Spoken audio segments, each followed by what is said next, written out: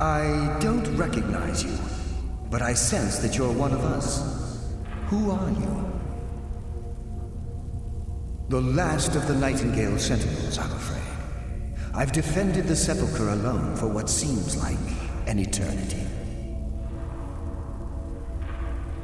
We were betrayed by one of our own kind. In fact, I'm to blame for what's happened here. I was blinded by dark treachery masquerading as friendship. Perhaps if I had been more vigilant, then Mercer Frey wouldn't have lured me to my fate and stolen the skeleton key. I haven't heard that name in a long time. How do you know of me? The key! You have the skeleton key! I never thought I'd see it again. And Mercer Frey? Then it's over, and my death wasn't in vain. I owe you a great deal, Nightingale. You've done the Guild a great deed, and although they may not show it, I'm certain they appreciate your sacrifices. My only regret is that you had to undertake this task alone. Carlisle? She's still alive? I feared she'd befallen the same fate, ending up a victim of Mercer's betrayal. Nothing would bring me more pride than to return the key, but I'm afraid it's impossible. From the moment I arrived here, I felt myself, well, dying. The Sepulchre isn't merely a temple or a vault to house the key. Within these walls is the Ebonmere, a conduit to Nocturnal's realm of Everglow. When Mercer stole the key, that conduit closed, severely limiting our ties to her. I'm afraid so. I'm weakening, and I can feel myself slipping away. The years without restoration of my power have taken their toll. Whatever damage has been caused can only be corrected by following the pilgrim's path to the Ebonmere and replacing the key. With the Ebonmere closed, and their sudden severance from the realm of Everglow, they're shadows of their former selves. They no longer remember. My spirit didn't manifest itself in the Sepulchre immediately. However, ever since that day, I've felt my power waning. Whatever is affecting the Nightingales, as I get closer to the Ebonmere, even right this moment, I feel strange, when I don't think I should be feeling anything at all. I wish I could help you. But I've been the only possible help I've come across are the remains of some poor fellow who is trying to follow in your footsteps. Perhaps the Ebonmere is a conduit through which Nocturnal influences our world. Yes, absolutely. But Nocturnal, she influences our luck, nearly imperceptibly. Think about the Guild, about the state it was in when you...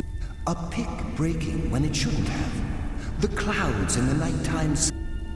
Our access to those bits of luck are what separates. Precisely. There are a few who still call Nocturnal Lady Luck, and for good reason.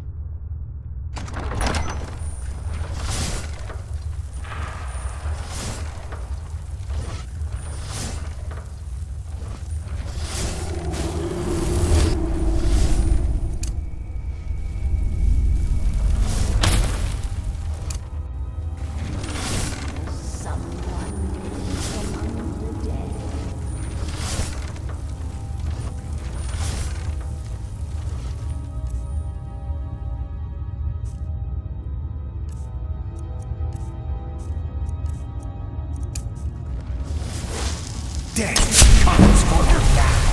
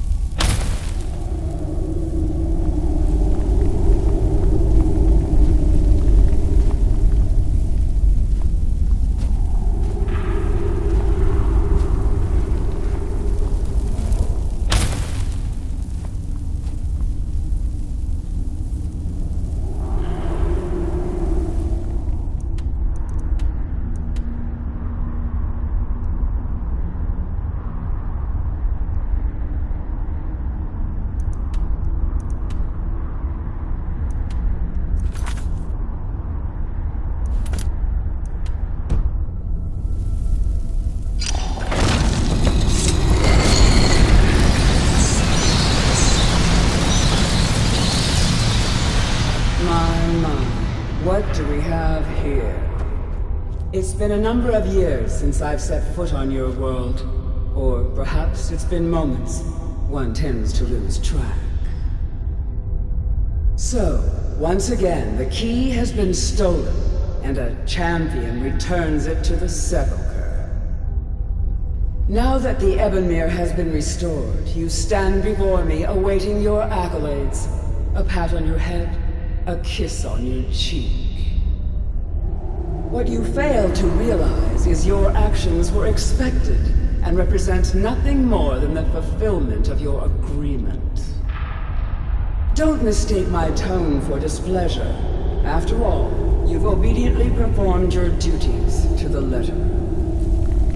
But we both know this has little to do with honor and oaths and loyalty. It's about the reward, the prize. Fear not. You'll have your trinkets, your desire for power, your hunger for wealth. I bid you to drink deeply from the Ebonmere mortal, for this is where the agent of Nocturnal is born. The oath has been struck, the die has been cast, and your fate awaits you in the Everglow. Farewell, Nightingale. See to the Queen's stay this time, won't you?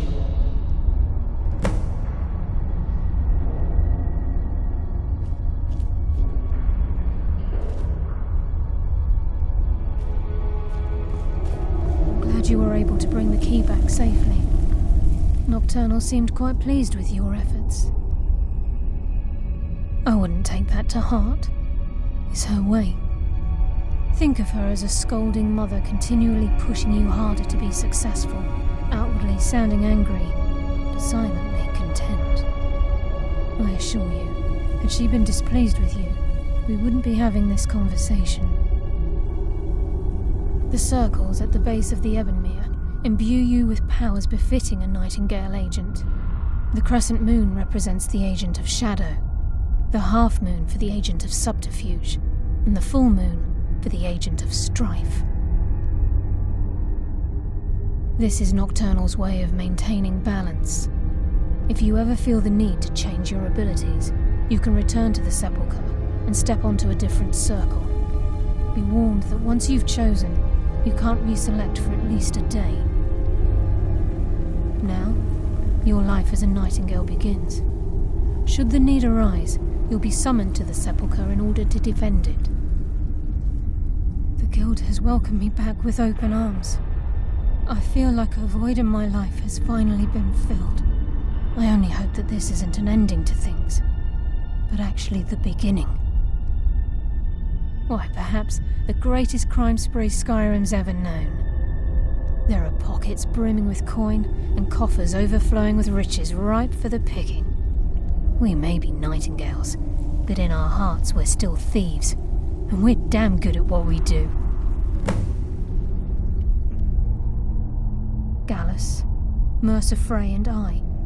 The Trinity disbanded 25 years ago when Mercer Frey betrayed us by slaying Gallus and dumping his body in the ruins of Snowvale. Indirectly. The Trinity is usually selected from the ranks of the Guild, although its existence. The Nightingales protect the Temple of Nocturnal, a place. She's the mistress of night and darkness, and the patron of every thief in Tamriel. Nocturnal isn't one for worship and reverence. There are no priests. She influences our luck, and in return, demands payment. You're closer to understanding that. The only difference is she doesn't demand payment in the traditional sense, and sometimes the cost can be whether you know it or not. Nocturnal dictates how well we perform as rogues. Again, you have to think differently. Haven't you ever noticed how, like a novice picking an impossible lock, or a blind man suddenly turning to face you as you reach for his pocket? It's through these subtle means that Nocturnal influences us. Nocturnal's whim is the greatest mystery to everyone. There have been volumes. Does she exact payment when we die? When we suffer, does she revel in? The return certainly seems worth the risk, though. The agent of stealth is the master of remaining unseen. On moonlit nights or in darkened rooms, this agent literally becomes. This agent of strife can send forth a tendril of pure darkness into the heart. At the same time, this tether will bolster the agent's own life force, making the agent of subterfuge. By weaving the darkness to their will, this agent can manipulate others into fighting for the Nightingale for a limited time.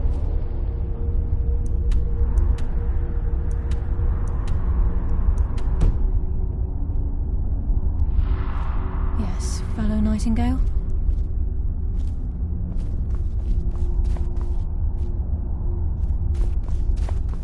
Yes, fellow Nightingale?